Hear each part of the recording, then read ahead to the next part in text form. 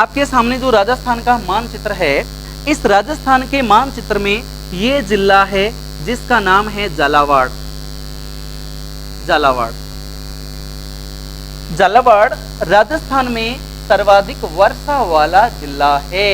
ध्यान रखिएगा, सर्वाधिक वर्षा वाला जिला, सर्वाधिक वर्षा वाला जिला झालावाड़ है। ध्यान रखिए, जिला अलग शब्द है और स्थान अलग शब्द होगा। अगर प्रश्न यूं आ जाए कि सर्वाधिक वर्षा वाला कौन सा स्थान है, तो यहां पर एक जिला है सिरोही। सिरोही के अंदर एक स्थान है जिसका नाम है माउंट आबू। तो माउंट आबू जो है वो सर्वाधिक वर्षा वाला स्थान माना जाता है। माउंट आबू स्थान है और सर्वाधिक वर्षा वाला जिला झालावाड़ है।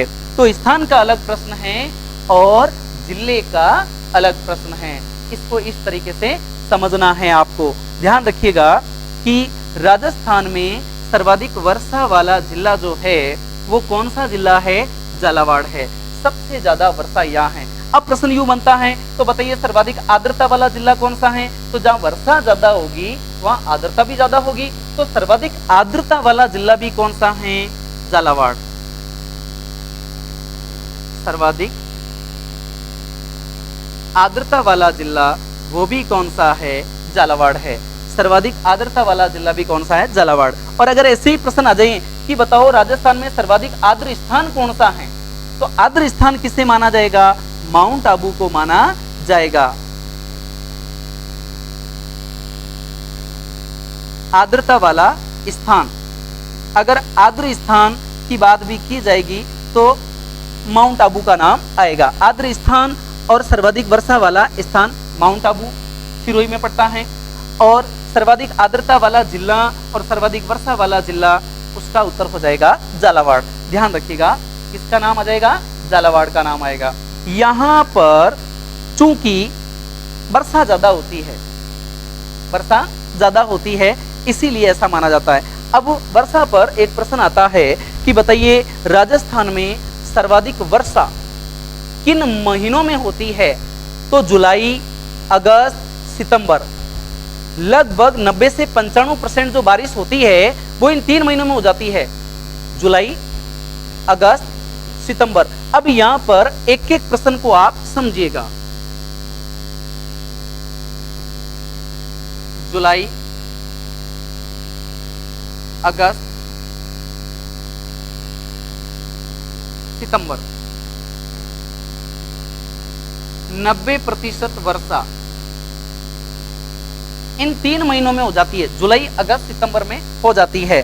लेकिन अगर मैं पर्टिकुलर प्रश्न की बात करूं तो इसमें देखिए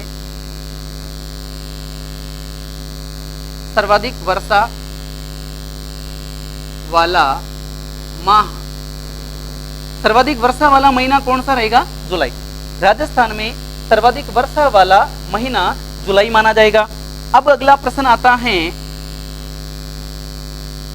सर्वाधिक आर्द्रता वाला महीना। तो सर्वाधिक आर्द्रता किस महीने में रहेगी, तो याद रखिएगा अगस्त महीने में रहेगी। सर्वाधिक आर्द्रता किस महीने में रहेगी, अगस्त महीने के अंदर सर्वाधिक आर्द्रता वाला महीना अगस्त महीना रहेगा। अब प्रश्न आता है कि राजस्थान में वर्षा के दिनों की संख्या कितनी है।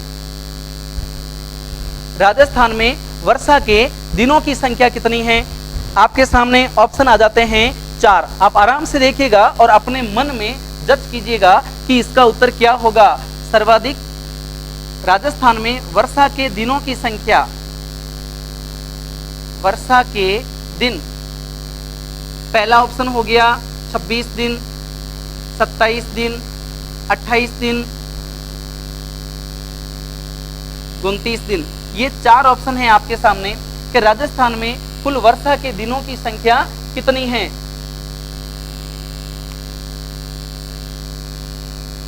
बहुत सारे लोगों के दिमाग में आ रहा होगा 26 दिन, 29 दिन, 28 दिन, 27 दिन।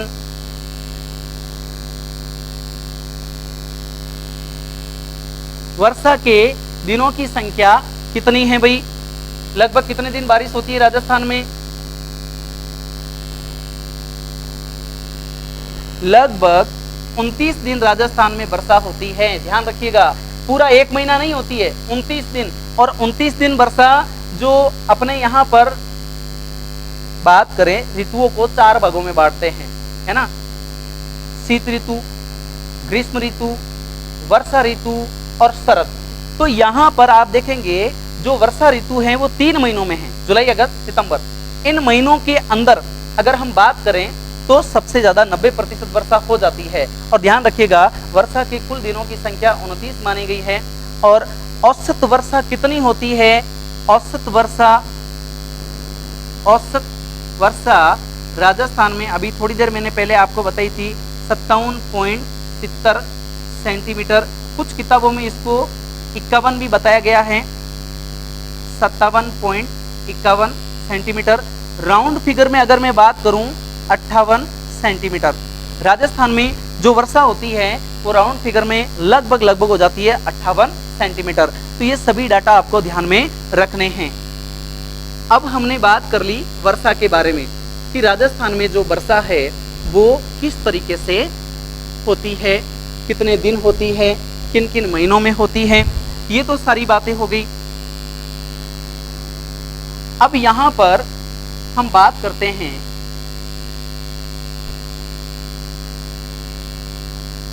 इस राजस्थान के अंदर। आप देखेंगे ये राजस्थान का दक्षिणी भाग है, ये राजस्थान का पश्चिमी भाग है, ये पूर्वी भाग है और ये उत्तरी भाग है।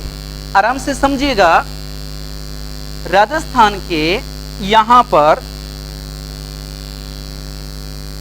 अरब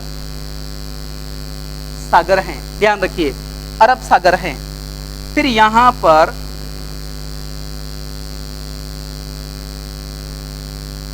खंबात की खाड़ी हैं। फिर यहां पर कच्छ का रण है। मैंने बिल्कुल इन स्थानों को सीक्वेंस में बनाया है ताकि आप बहुत अच्छे तरीके से इन चीजों को समझ पाओ। अब आप देखिए, प्रश्न आता है कि कच्छ की खाड़ी राजस्थान से कितनी दूर है? तो 225 किलोमीटर। कच्छ की खाड़ी राजस्थान से कितनी दूर है? 225 किलोमीटर। फिर प्रश्न आता है कि खंबात की खाड़ी राजस्थान से कितनी दूर है? 275 किलोमीटर। 275 किलोमीटर। फिर प्रश्न आता है कि अरब सागर राजस्थान से कितना दूर है? तो लगभग 400 किलोमीटर। लगभग 400 किलोमीटर जो है वो राजस्थान से दूर हैं अरब सागर। अब यहाँ पर आपको पता होना चाहिए, अरब सागर में एक बंदरगाह है जिसका नाम है कांडला बंदरगाह। कांडला बंदरगाह। तो प्रश्न आता है कि राजस्थान के सर्वाधिक निकट बंदरगाह कौन सा है? कांडला बंदरगाह है। राजस्थान के सर्वाधिक निकट बंदरगाह कौन सा है? तो कांडला बंदरगाह माना जाएगा। तो ये तो बात होगी अरब सागर से। अब आप ध्यान रखिएगा, इधर पड़ता है बंगाल की खाड़ी। बंगाल की खाड़ी। अब प्रश्न पूछ लिया, इधर वाले सब याद कर लिए, उधर वाला याद नहीं किया तो भी गड़बड़ हो जाएगा। तो आपको ध्यान रखना है कि राजस्थान से बंगाल की खाड़ी कितना दूर है? 2900 किलोमीटर दूर है। बंगाल की खाड़ी राजस्थान से कितनी दूरी पर है? 2900 किलोमीटर की दूरी पर है। अब आपको यहाँ पर बड़े लेवल पर दो चीजों को समझना है। ये सब आपने उतार लिया होगा, अब मैं इसको मिटा देता हूं।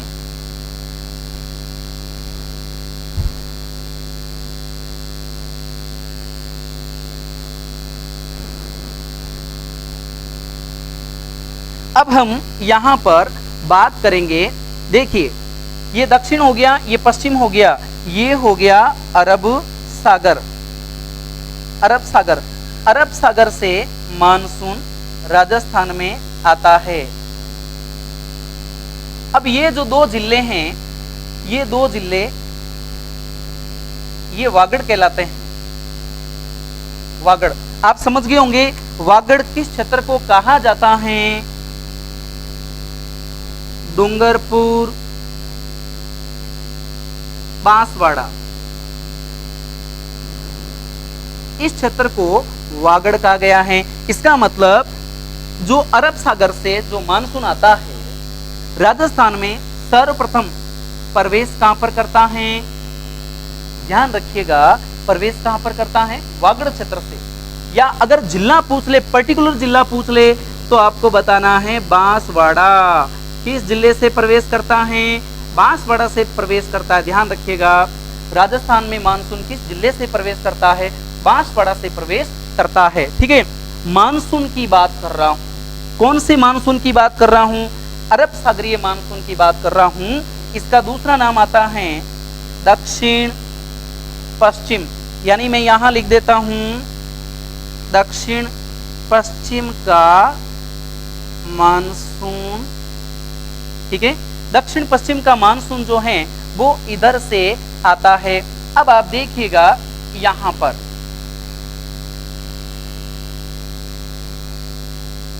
ये अरावली पर्वतमाला है। अरावली पर्वतमाला, ये जो मैंने लाइन खींची है अरावली पर्वतमाला का उत्तरी छोर, ये अरावली पर्वतमाला का दक्षिणी छोर। अब देखिए ये जो दक्षिण पश्चिम मानसून है दो भागों में बढ़ जाता है। एक तो शाखा हो गई अरब सागर की, ये शाखा, और एक मानसून इधर जाता है और इधर से फिर यूं आता है। ठीक है, तो ये वाली जो शाखा आएगी इसका नाम हो जाएगा बंगाल की खाड़ी शाखा। ये बंगाल की खाड़ी शाखा वाला मानसून है। अब ध्यान रखिएगा, बंगाल की खाड़ी शाखा वाला मानसून सर्वप्रथम कहां प्रवेश करता है? झालावाड़ के अंदर प्रवेश करता है। झालावाड़ में प्रवेश करता है। बंगाल की खाड़ी शाखा का मानसून सर्वप्रथम झालावाड़ में प्रवेश करता है। अब आपको यहां पर दो चीजें समझनी हैं। आप देखिएगा ये जो मानसून आया इस प्रकार से आगे गया है।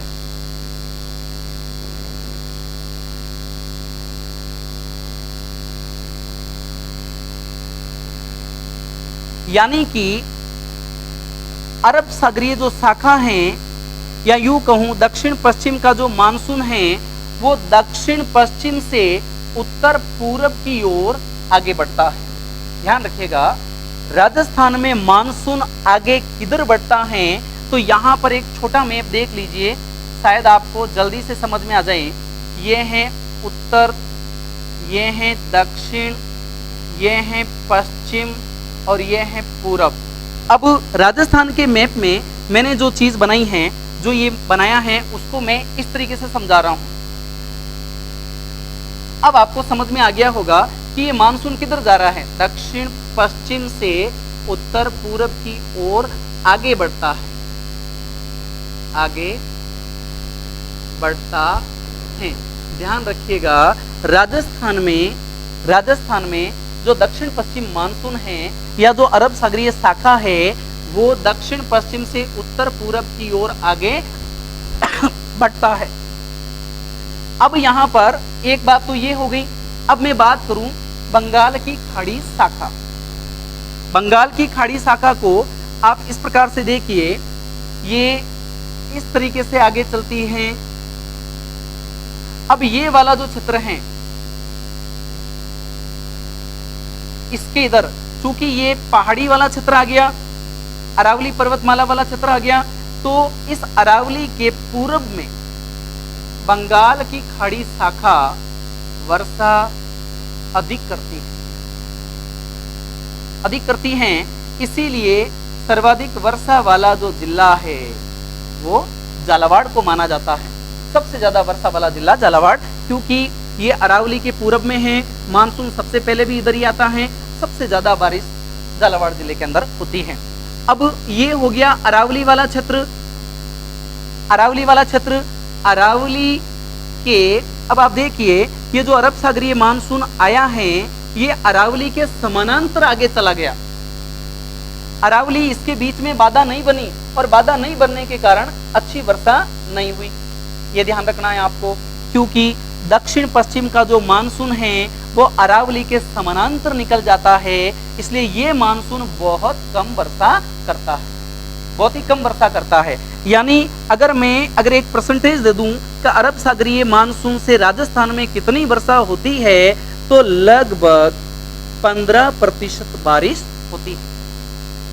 इससे अरब सागरीय मानसून से राजस्थान की कुल वर्षा अगर 100% है तो 15% वर्षा ही इससे होती है, ज्यादा नहीं। अब अगर मैं बात करूं बंगाल की खाड़ी शाखा, ये इधर आ रही है। अब देखो ये वही मरुस्थल का क्षेत्र है, थार का मरुस्थल, रेगिस्तान उत्तर पश्चिम वाला। ये क्षेत्र वृष्टि छाया क्षेत्र में पड़ गया।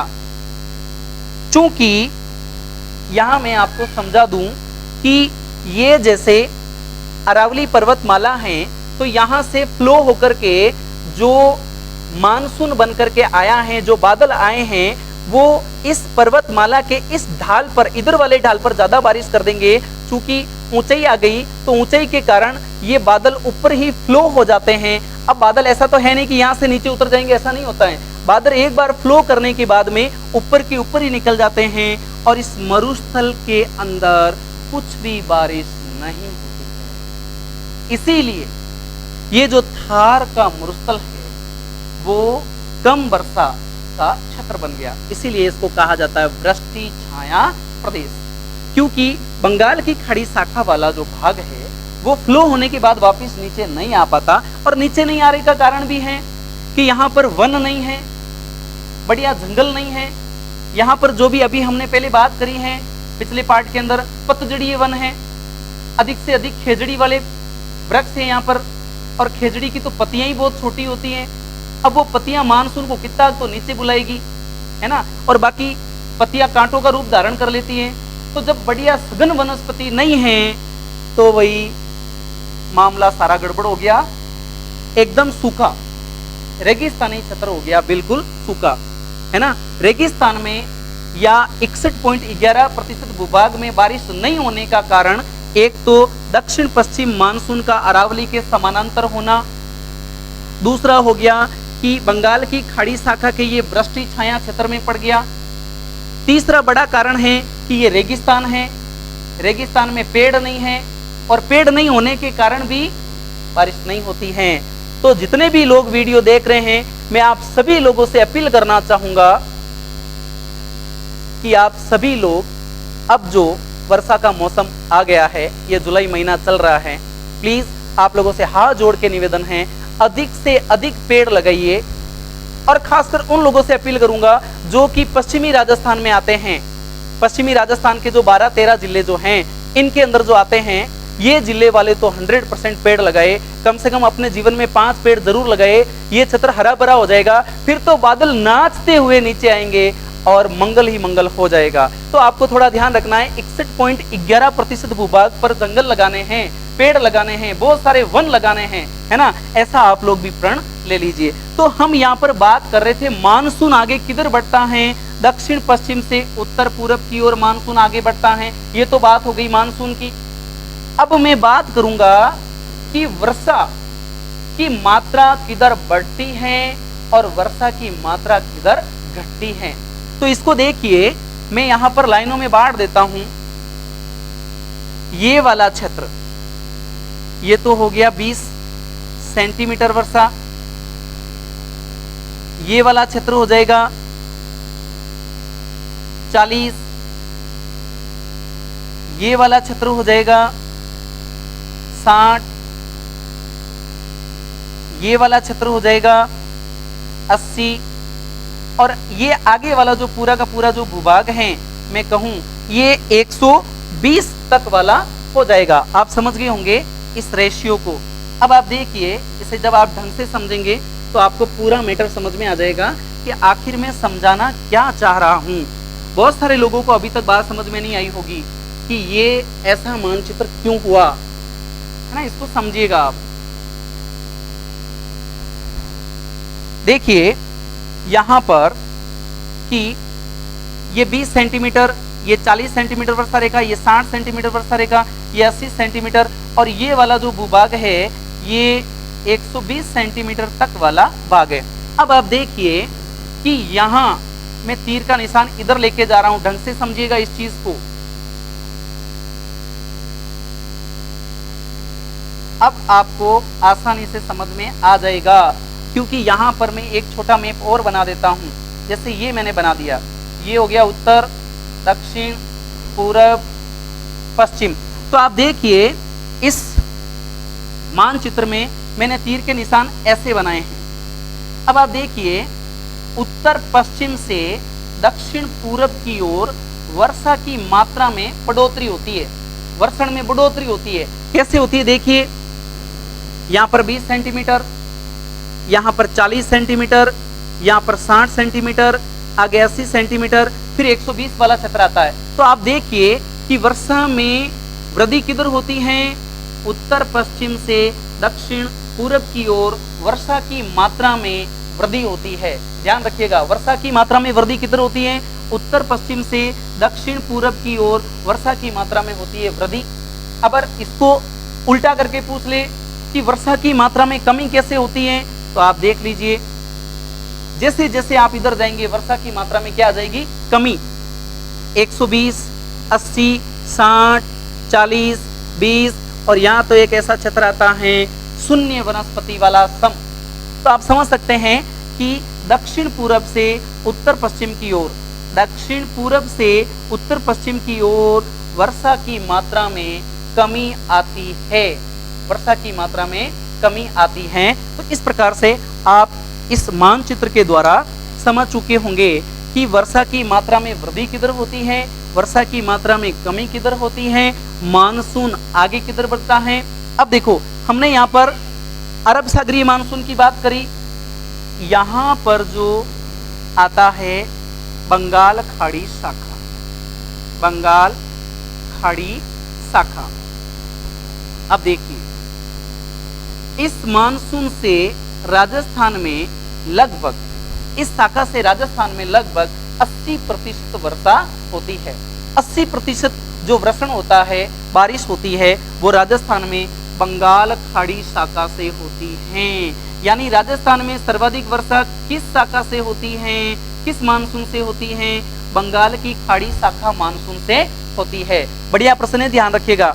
अब आप कई लोगों के मन में विचार आया होगा कि अरब सागर वाला 15%, बंगाल की खाड़ी वाला 80%, तो ये तो 95% ही हुआ, 100% तो हुआ ही नहीं। 5% और कौन सी बारिश है, तो याद रखिएगा राजस्थान में शीत ऋतु में, शीत ऋतु में मावठ, शीत ऋतु में जो वर्षा होती है मावठ, उसे गोल्डन ड्रॉप्स के नाम से भी जाना जाता है, जो रबी की फसल के लिए महत्वपूर्ण है, रबी की फसल के लिए बहुत ही लाभदायक है, इसलिए उसे गोल्डन ड्रॉप्स के नाम से भी जाना जाता है। तो ये जो मावठ है, इस मावठ का परसेंट कितना हो गया राजस्थान में, 5%। अब प्रश्न ये बनता है कि ये मावठ उठता कहां से है, तो ध्यान रखिएगा विश्व के मानचित्र में इधर एक स्थान है जिसका नाम है भूमध्य सागर। भूमध्य सागर, यहाँ बीच में आगे पड़ती है एक झील जिसका नाम है कैस्पियन सागर। तो याद रखिएगा यहां से उच्च दाब बनता है और उच्च दाब के कारण भूमध्य सागर से पवनें उठती हैं, कुछ पानी कैस्पियन सागर से लेती हैं और राजस्थान के उत्तर पश्चिम से, राजस्थान के उत्तर पश्चिम से, याद रखिएगा ये उत्तर हैं और ये पश्चिम हैं, भूमध्य सागर से पानी लेकर के या कैस्पियन सागर से पानी लेकर के राजस्थान के उत्तर पश्चिम से जो शीतकालीन वर्षा प्रवेश करती है उसे मावठ के नाम से जाना जाता है। मावठ को भूमध्य सागरीय चक्रवात वाली वर्षा भी कहते हैं, मावठ को भूमध्य सागरीय चक्रवात वाली वर्षा भी कहते हैं, क्योंकि इसके लिए चक्रवात कहाँ से उठता है? भूमध्य सागर से। अगर ऑप्शन में भूमध्य सागर नहीं आएगा तो 100% कैस्पियन सागर झील आएगा। ध्यान रखिएगा, कैस्पियन सागर झील। कैस्पियन सागर झील खारे पानी की विश्व की सबसे बड़ी झील मानी जाती है। कैस्पियन सागर झील जो 5 देशों के अंदर अवस्थित है, 5 देशों में अवस्थित है। और उसका ट्रिक आता है अ क तू रूई। अ से अजरबैजान, क से कजाकिस्तान, तू से तुर्कमेनिस्तान और रू से रूस और ई से ईरान। तो इस प्रकार से ये 5 देशों में फैली हुई झील है। खारे पानी की विश्व की सबसे बड़ी झील है कैस्पियन सागर। तो ध्यान रखिएगा कि जो मावट हैं, हम मावट के बारे में बात कर रहे हैं। मावट जो हैं राजस्थान के उत्तर पश्चिम से प्रवेश करता है और लगभग 5% बारिश मावट से होती है, जिसे शीतकाल के अंदर लगभग, ध्यान रखिएगा, लगभग ये बारिश होती है जनवरी और फरवरी महीने के अंदर। जनवरी और फरवरी महीने के अंदर यह बारिश होती है, ध्यान रखिएगा। और रबी की फसल जैसे गेहूं, जऊ, सरसों, उसके लिए काफी लाभदायक मानी जाती है, इसलिए इसे गोल्डन ड्रॉप्स के नाम से भी जाना जाता है। ठीक है, तो आगे हम बात करते हैं। ये तो बात हो गई वर्षा के बारे में कि किस प्रकार से यहाँ पर बारिश होती है। अब हम बात करते हैं कि राजस्थान में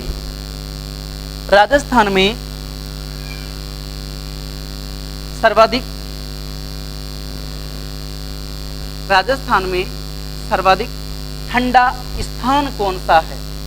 ठंडा स्थान कौन सा है? तो याद रखिए, यहाँ जो माउंट आबू है सिरोही के अंदर, वो सबसे ठंडा स्थान है, सबसे ठंडा स्थान है। अगर प्रश्न यूं आ जाए कि बताओ सबसे ठंडा महीना कौन सा है? सबसे ठंडा महीना जनवरी को माना जाता है। राजस्थान का सबसे ठंडा महीना जनवरी है। अगर प्रश्न यूं आ जाए कि बताओ सबसे गर्म माह कौन सा है? सबसे गर्म महीना जून है। सबसे गर्म महीना कौन सा है? जून है। ध्यान रखिएगा, सबसे गर्म महीना जून को माना जाता है। अगर प्रश्न यूं आ जाए कि बताओ आंधियां सबसे ज्यादा किस महीने में चलती हैं? आंधियां तो मई माह के अंदर आंधियां सबसे ज्यादा चलती है। मई माह में सर्वाधिक आंधियां चलती हैं। अगर प्रश्न यूं आ जाए कि बताओ सर्वाधिक वर्षा किस माह में होती है? सर्वाधिक वर्षा जुलाई माह में होती है। अगर प्रश्न आ जाए सर्वाधिक आर्द्रता किस माह में होती है? अगस्त माह के अंदर होती है। ध्यान रखिएगा, अगस्त माह के अंदर होती है। तो ये तमाम प्रश्न जो हैं, इस प्रकार के प्रश्नों को आप लोग ध्यान में रखेंगे। तो इस प्रकार से हमने बात की है, चर्चा की है कि राजस्थान के अंदर किस प्रकार से जलवायु जो है वो विस्तृत है, किस प्रकार से जो अलग अलग जिलों के अंदर तापांतर हैं, तापमान हैं। तो आप हमारे इस वीडियो को अधिक से अधिक शेयर, लाइक और सब्सक्राइब कीजिएगा। बहुत बहुत धन्यवाद। नमस्कार।